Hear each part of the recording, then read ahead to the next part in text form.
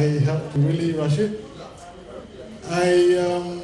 Actually, the topic of my lecture has changed, but it's almost the same because we talk about realities.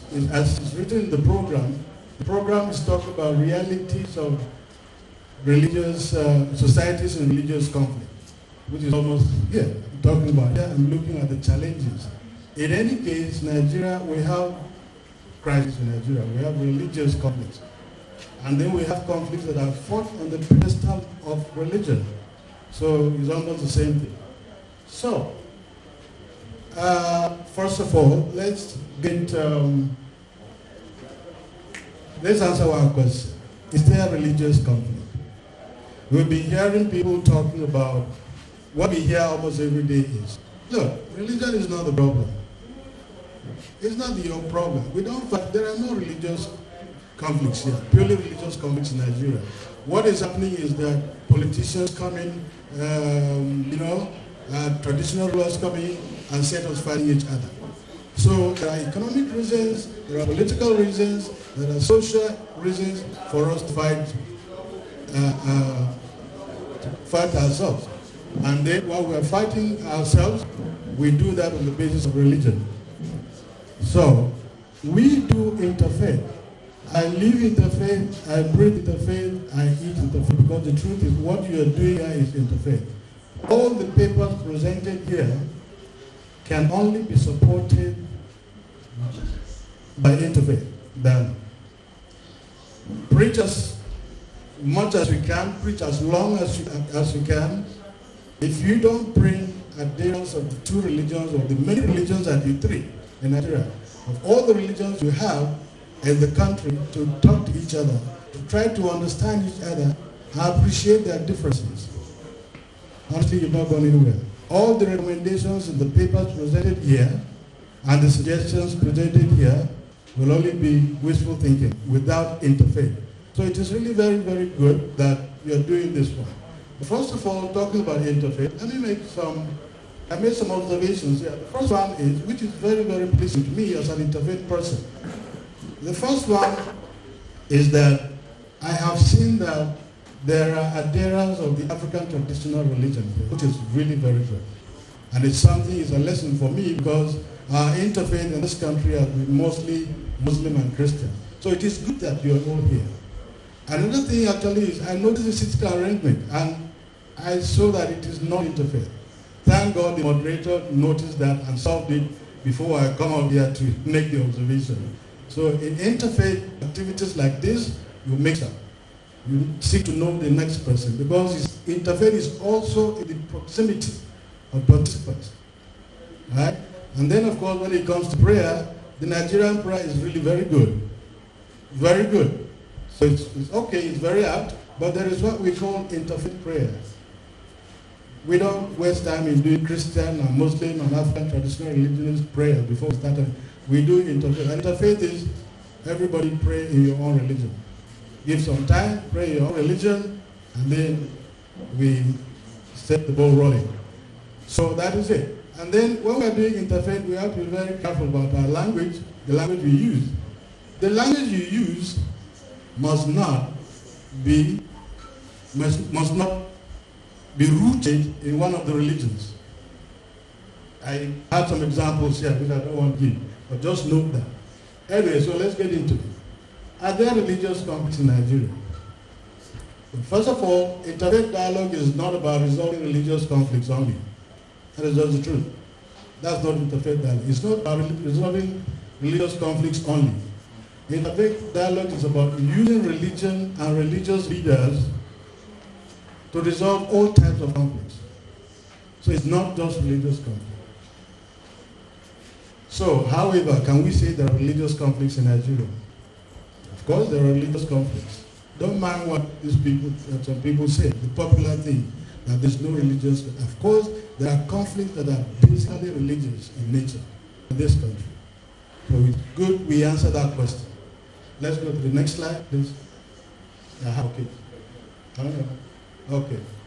So why religion or religious leaders? But first of all, let's take a look at the sources of conflict. You have resources. Resources create conflict, isn't it? And some people will tell you that, don't worry, no religious conflicts, it's just resources. People are just fighting over land or money or property or position, whatever. There are psychological needs that people are looking for: respect, dignity, humanity, a sense of belonging. You don't give it to them. And then values are religions, right? So you see, values, religion is a source of conflict. So definitely there are religious conflict. Then the fourth one is information. If you misinform people, if you disinform people, and if you deny information, you get conflict. However, now why religious leaders? Because, you know, we keep hearing that Nigeria is a very, very religious country, right? We are very religious. And I think I agree with that. Some people go further to say, well, make a difference between being religious and being godly. Right? Nigerians are religious, but they are not godly. Most of them are not godly. It's an argument anyway. So, however, the reason why we use religious leaders is, you know, religious leaders, you are very, very influential people. Very influential.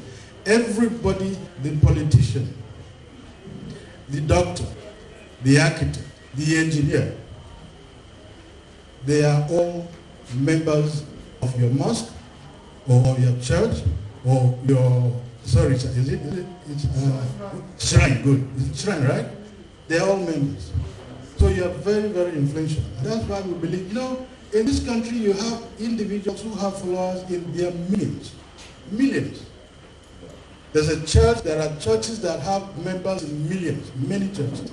There are mosque religious leaders, not mosque, religious leaders. On the Islamic side, they have followers in their millions. So, it's very important. So you see how central you are in bringing about peace. All right, so next slide. So that dialogue. Let's go dialogue first. You know you go to the next one.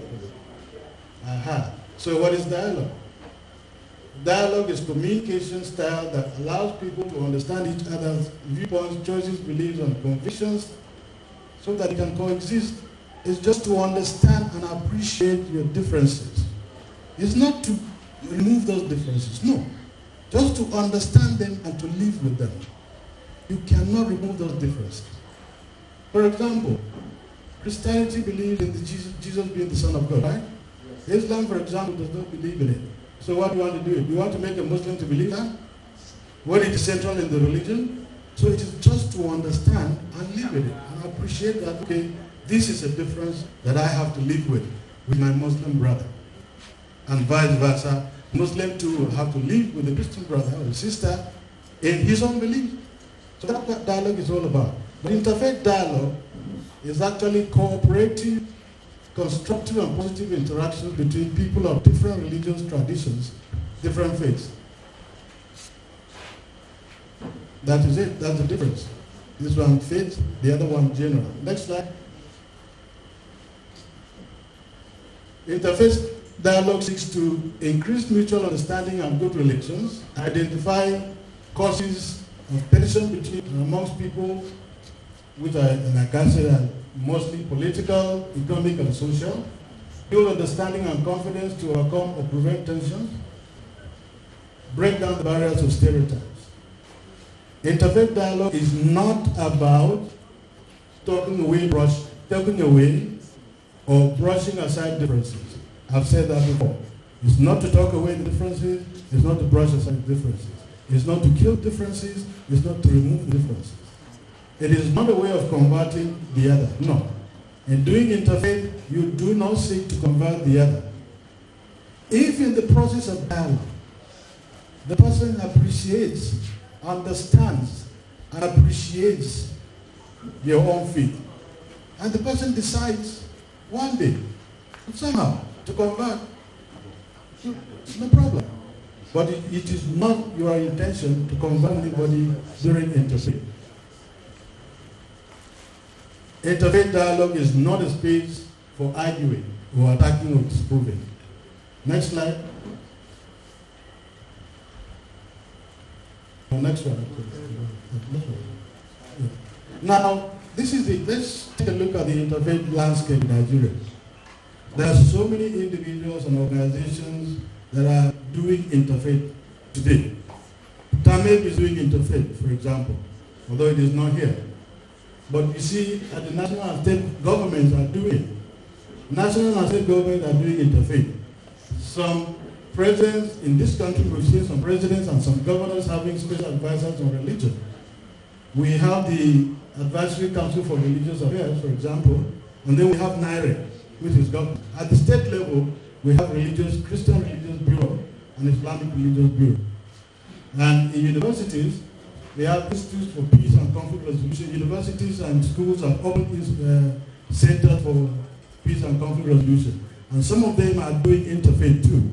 They have the Institute for Peace and Conflict Resolution in University in UI here.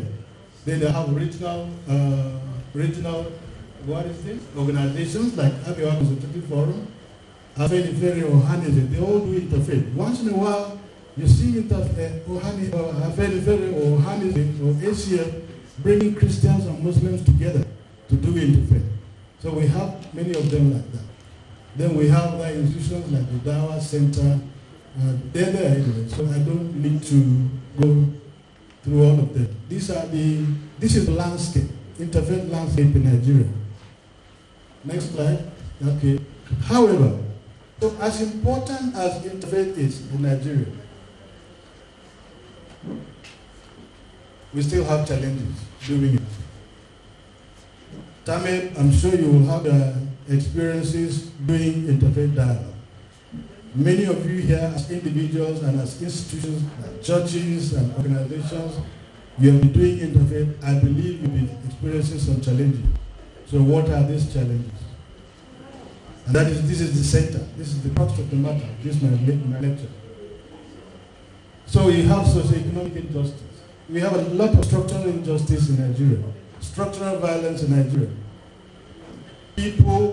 Life is so difficult. The socioeconomic conditions have been so difficult. Not that it is difficult. It has been so difficult because it has been like that for many years. So I'm not specific about any government. It has been like that for many years. So the socioeconomic conditions are really very bad. So it is a survival of the fittest. And in a situation where you have this principle of survival of the fittest, it's very, very difficult for people to sit down and think properly and actually give up certain things, including their rights to have peace. Because they say, like we say in Pidgin, man must work. Man must get a job. You want to get a job, jobs are difficult to get, you want to get it. And of course, what you do is you go to the Christian minister. You follow the Christian ministers. If you are a Christian, if you are a Muslim, you follow the Muslim ministers or commissioners or governor or whatever to get this. So in a situation like that, honestly, interfaith is really very difficult. Very difficult. Politicization of religion. There's a lot of politics we've said here. Politics has come into religion. Keep people together to do interfaith. They are guided from outside. Either during the dialogue session or after the dialogue. During the dialogue, of course, you have people concentrating and paying attention and enjoying it and making friends and all that. But they leave that place and they go back to this same society. They go back to this same society where there is socioeconomic injustice. This same society where there is politics and they must make a choice between one person or the other, or one political party or the other. Then we have ethnic and linguistic diversity. You can remember the number of languages we have in this country.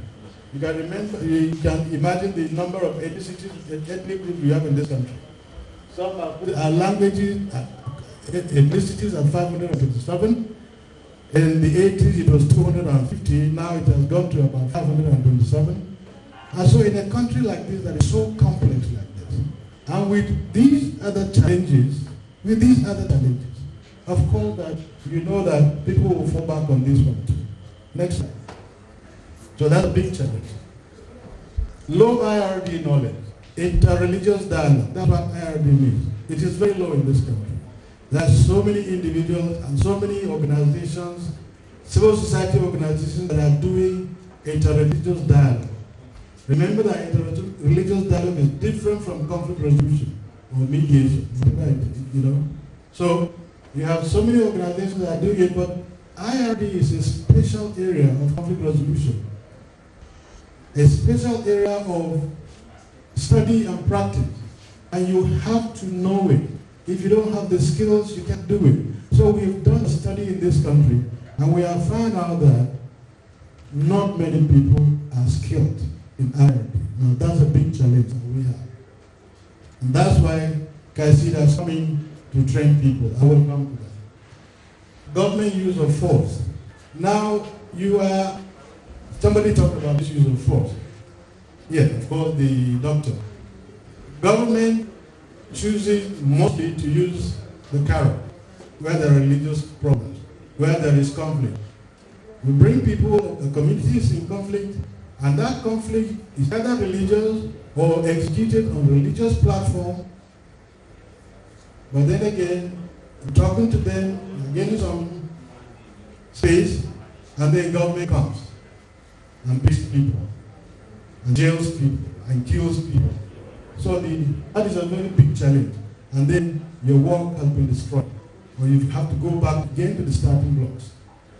Dialogue fatigue. That's a big challenge in this country. You know, we like to do that. Like I said, many organizations doing peace building and doing dialogue. But there seems to be a dialogue fatigue in this country. Nigerians are tired of talking to each other. You go to a community and they tell you, oh, welcome. You know, this organization came last month, and we sat down like this and discussed. Government set up a committee, they came and we talked and made resolutions and did declarations and so on and so forth, but nothing has happened. So you see that almost everywhere, there are some communities, conflict-prone communities, that dialogue is done almost on a monthly basis. And the same people are attending these dialogue sessions. So they tell you we are tired of it. So that is the next slide. Representative national Muslim and Christian bodies. You know, it's a good thing that we have these umbrella organizations of Christians and Muslims. I don't know we have it for African traditional religions. We have the Christian Association of Nigeria, and we have the Nigerian Supreme Council for Islamic Affairs. Now, these organizations are very, very good. They are very good for interfaith. So you can bring peace between the amongst religions in this country. However, they are also bedeviled by crises. I believe as Christians and Muslims here, I don't want to go into it. You know what Khan is going through today. You know what NSCIA is going through, the challenges that NSCIA is going through, and even GANI. So I don't have to go through, I just recall those challenges. And I'm telling you that because they have those challenges, we are finding it difficult to use them for interfaith dialogue. We have set up a platform where I will talk about the IPF, where we've tried to blend, to bring representatives from all angles. I'll take one example. We brought in representatives of the Shia on the Muslim side. It's a little bit uncomfortable because it says the body language of the other Muslims. The body language of the other Muslims is not comfortable for him. So he found it very difficult at the beginning to participate in our activities. But now he's coming back. He's gaining confidence and he's coming back.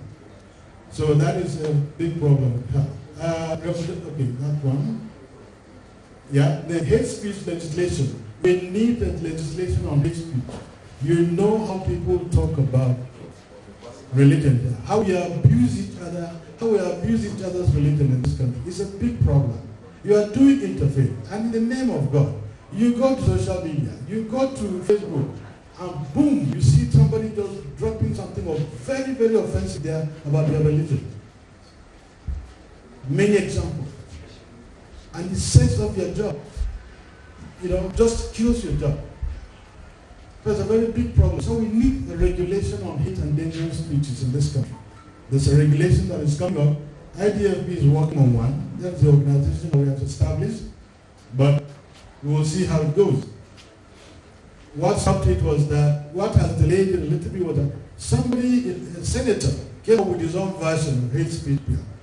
and recommended death penalty for offenders, hate speech, which is actually too extreme. Now, regulatory framework for religious freedom. There is no coherent policy on violent extremism.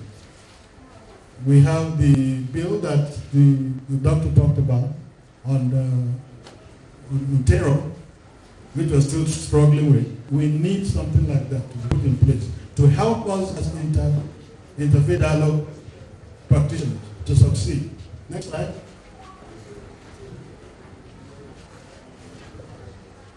Now, structural and operational inefficiencies of government IRD agencies. Of course, we have government IRD agencies. Kaduna State, for example, has a Bureau for Religious Affairs. The former governor used to have a special advisor on Islam, a special advisor on Christian religion. So, but you see, these bureaus, and some governments even have peace commissions. But these peace commissions have big challenges. They are underfunded, they are subjected to the bureaucracy of the state, because you're answerable either to the secretary, to the government, or to a commissioner, and whatever you want, you can't work. And conflict resolution, dialogue is like firefighting. It's firefighting. You need resources now. You need to move now or else. But then, of course, you have to do a letter to the governor. He approves it to the commissioner or to the SSG. Before the money gets released for you to go there, people are already dead. In fact, the smoke has already come down. You go after the fact. So that's a problem there. IRB educational institutions are very few. Very few. Although we have institutes for peace and conflict resolution, Center for Peace and Strategic Studies, in place like in Ilorin, but they are very, very few. And poorly funded too. And they depend even on experts from other departments. If you go, for example, to some of the centers for peace and strategic studies, or peace and conflict studies, you will see that they do not have scholars, academics, and practitioners in their own rights. What they do is get specialists, get experts or intellectuals from other departments, law, sociology, political science, religion, like that. Now that's a problem. It's a big challenge for IRD in our country. Now, convergence of IRD activities. IRD, like I said, there are so many organizations that are doing interfaith dialogue. However, you see, everyone is doing his own thing. They are working independently. And you cannot achieve much if you are working independently. So what they need to do, so you find, for example, if there's, let's say this is a community, right? And there is a conflict there. NGO A comes here to do some work this week. Next week, another NGO B comes. The following week, NGO C comes. So they keep coming and going and coming and going. There's no coordination. There's no convergence. And so in that process, you will find out that some of them contradict each other. Some of them, even cancel out each other. And then, of course, it leads to the dialogue fatigue that we have seen. Every week, the same committee comes to talk about the same issues, make the same recommendations. So there is that fatigue because of no lack of convergence. Next slide.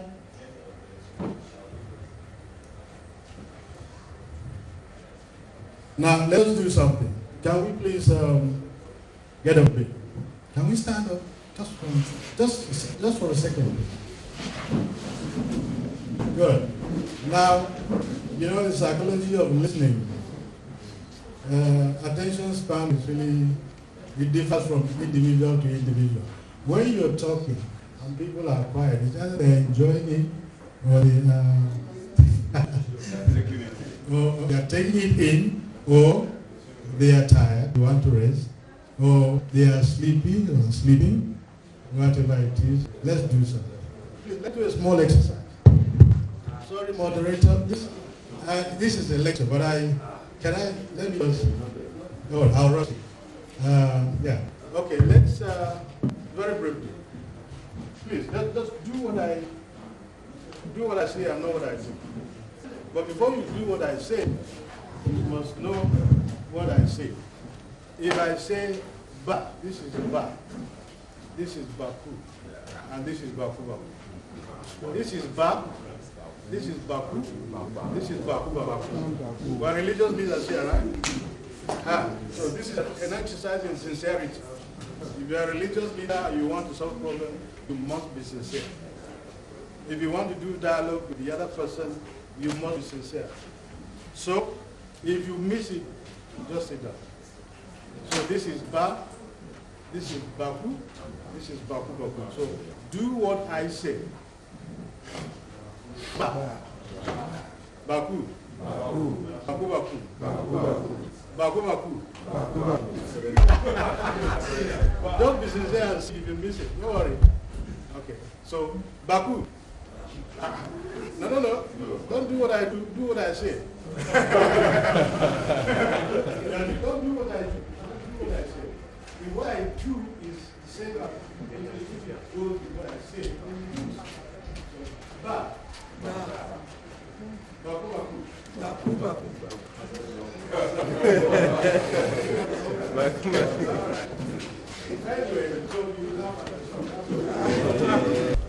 So another challenge is lack of focus. Go, for example, to discuss complex theological issues, personal values and experiences, religious. There must be a difference. If you're doing IRD, you must be focused on what exactly you want. What do you want to do? Do you want to discuss complex theological issues? Do you want to discuss discuss personal values and experiences, or religious intellectual matters? So you can't bring people together to do intervene on everything. You have to be focused on what exactly you want to achieve. Feeling of the need to water down. The one challenge we feel we have in this country is when we are doing IRD and we invite people into religious dialogue, they have this feeling that they are coming to be made to relinquish their beliefs or to water down their beliefs. And when they even come, when you're convinced and they come, they don't want to hurt anybody. And because they don't want to hurt anybody, they compromise, which is not good. Right? Okay? So that is the challenge that we have. People coming in with the feeling that they have to compromise. Please do not compromise. Just very nicely tell the other what religion is all about, what the faith is all about, so that he or she understands, and he or she is expected to appreciate the differences between your own religion and his own religion. And then some people come, actually, we have to proselytize. Some people make the mistake of coming to dialogue with the objective to preach to people, to convert people. We have them. We have this experience. Some people come and they preach. And this organization, we have a platform, a WhatsApp platform, and you see people dropping some evangelizing materials on the platform. Even this morning, I had to solve a problem between somebody who's a Reverend Father who dropped in a material and a Muslim who is a professor of Islamic Studies, University of Sokoto, complained about it. This is evangelizing. This is supposed to be on this platform. So there was discussion, and then at the end of the day, we agreed that it should be removed, and it was removed. So we face this problem all the time. People coming and wanting to promote their religion, to evangelize, to proselytize. Next slide, please. Yeah, so this is another continue. We have insincerity. A lot of people come insincere. They just come and whatever it is, you say, okay, yes, they agree, they make, they agree with the recommendations, and they're actually not very sincere in their, in the way they feel. And that one leads to conflict avoidance, because they are not sincere, so the conflict is avoided, and you don't avoid it. And because it is avoided, most interfaith dialogue sessions come up with manufactured consensus. Manufactured in the sense that people are afraid to be different. People are, are afraid to accept. I don't want to accept the beliefs and the faith of others. Next slide. Now, this one very, very briefly, because that's the crux of the matter. What we've just have here to talk about the challenges of interfaith dialogue, which I thought everyone here must know. So that when you're getting into interfaith dialogue, some of it is either you know, or either all of them or some of them, so you know. So that's the crux of this lecture. But then I want to give you a case study. Go next slide. There's an organization called the Interfaith Dialogue Forum for Peace. Interfaith Dialogue Forum for Peace, you need to hear this because you may want to belong. Interfaith Dialogue Forum for Peace is an NGO which KAISEED has established. I represent KAISEED in Nigeria. It's an NGO which KAISEED has established in Nigeria and registered as an NGO in Nigeria. And it comprises 100 religious leaders, high-level religious leaders, 50 Christians and 50 Muslims. That's why I say I'm happy that they have found our brothers from the African traditional religions here. So that keeps me thinking maybe we should do something about it. But I'll discuss with the Ogas here. Anyway, so KAISEED set up this through dialogue because we looked at Nigeria, we looked at the terrain and we saw that, okay, is there any platform for Christians, national platform for Christians and Muslims in Nigeria, or religious people in Nigeria to actually meet and do conflict resolution and talk about their problems, solve conflicts. Then we saw that there was NAREG. But when we were coming in 2017, NAREG was in crisis. In fact, NAREG was not sitting at all. They had not sat for about 5 years. They've done some sitting, 2 sittings this year. So we thought we should come up with a platform like that that would take care of the interests of Nigeria, with representatives of all these religions across board. So what we did, the 50 Christians came from a cross-section of the 5 blocks in Cannes. You know, Cannes has 5 blocks: the Roman Catholic, the PFN, CPFN, the Tekan Hekan, CCM, and 5 of them, the African traditional religions. They have their own, no, not African traditional, the other white garment churches. Sorry, that is, please, sorry, for the lack of, let me use that one, white garment churches. So those are the 5 blocks. So we made sure that we got the 50 Christians representing, the 50 people representing Christians. In IDFP, we made sure we got representatives from each of these 5 blocks. And you know, in each of the 5 blocks, there are denominations, even with the CCA, even with the PFN. So we made sure we got representatives from them. And the same thing we did with the Muslims. The 50 of them, first of all, the big divide, Shia and Sunni, right? So we got representatives, and then we broke down the Sunni into their various groups and got representatives. So that's how we set up IDFP, which is very unique in this country. And so they have, and the patrons are the 2 religious leaders, the 2 supreme religious leaders in this country, the Sultan of Sokoto and the President of Cannes. They are the patrons of this organization. They have a board of trustees that comprises General Yakubu Gawan, the Shehu of Borno, and people of that category. And then they have a central coordination council that has 40 people, 40 of those members. 20 of them are Christians, 20 of them are Muslims. Then we have the executive committee, which does the day-to-day running, administration, the project implementation of the organization. So that's IDFP, and it was set up by KAISEED. KAISEED was established, registered in 2012. And it was the idea of the Saudi king, which got the buy-in, and he got the buy-in of the Pope. And so that's how KAISEED came. Next slide. Next slide. That's all about KAISEED. This is the mandate of KAISEED. Interfaith dialogue. Next slide. Next slide. And this is how IDFP was established. We did consultative meetings, then we went selection of members, the intra-faith, meetings and interfaith meetings to come up with issues, inter issues that will be tackled by the organization. Next slide. This is the organogram and the procedure, how it was settled. Next slide. This is one of the meetings. These are the activities that we did. Identification of 50 Christians and 50 Muslims. Say that one. This is one of the meetings. You can see the leaders there. The current president, Atang, and others. Next slide.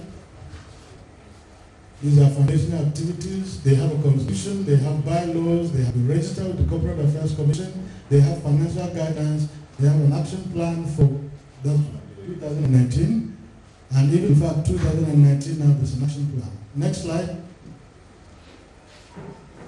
These are the initiatives that IDFP has done. Some of them are concluded. There's no need to go through them. Next slide.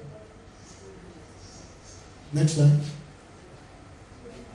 Yeah, go. Next slide. These are all active initiatives.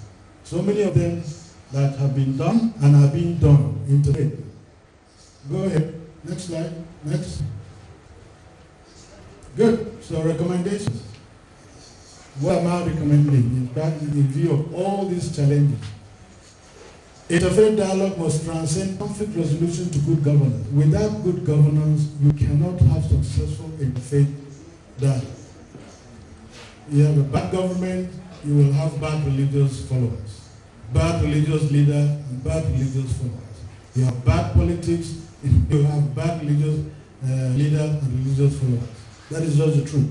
Without good governance, don't give people what they need, no social justice, economic justice, you can't get people to think properly. You can't get people to commit to their religion to do it affair. Respect for the democratic principle of representation in a heterogeneous society like Nigeria, where you have all this complexity, languages, ethnicity, whatever, you must have, even if it's a democracy, even if it is not a democracy, you must find a way of finding people to participate in government. And the only way to participate in government is by representation. If people don't see their representatives in a government, in the leadership of anything, they are not interested. They are not interested. Don't talk to me about interfaith. Why are you talking to me about interfaith? Especially if you are government. If Tamil, for example, is doing some things here, and they work with only Christians, Muslims, of course, will be like, please, leave me alone. They may even withdraw. And if it is the other side, they work only with Muslims, Christians will be like, sorry, we don't belong here. So there must be representation. I appreciate the impact of the international environment. International environment has influence on what we're doing here. Remember the cartoon thing happens somewhere else? What journalism they call Afghanistanism?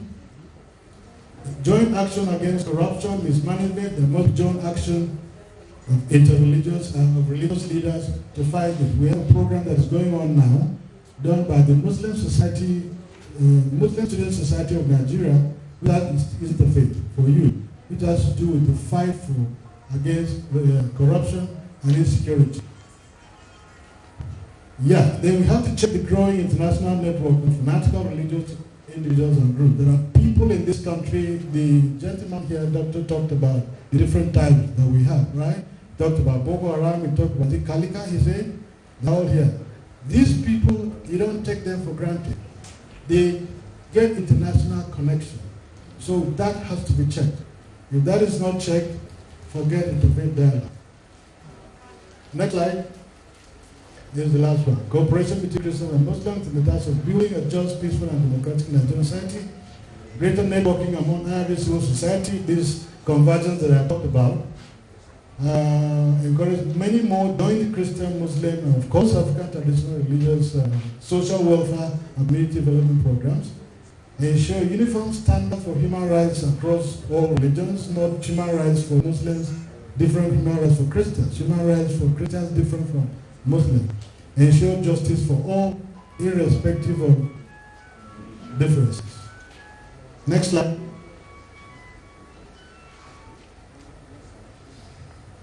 Appreciation of futility of violence. Violence is futile. gives you nothing. Have you noticed that even if you go into war, people who are where there is war, while war is going on, they are negotiating. While it's going on. And after the war, after the destruction, they still come back to the negotiation table. That tells you the futility of violence. There's no point. Christians are not staying faithful to the injunctions of God. If we stick to our religion, good and fine. And there are examples there. Next slide. And I end up with this prayer. This is a very, very good prayer. And I want you please to pray this prayer. That will help us. Of course, the Catholics are very familiar with this. So, Lord, make me an instrument of your peace. Where there is hatred, let me show love. Where there is injury, pardon. Where there is doubt, faith. Where there is despair, hope. Where there is darkness, light. And where there is sadness, joy. Next slide. Thank you.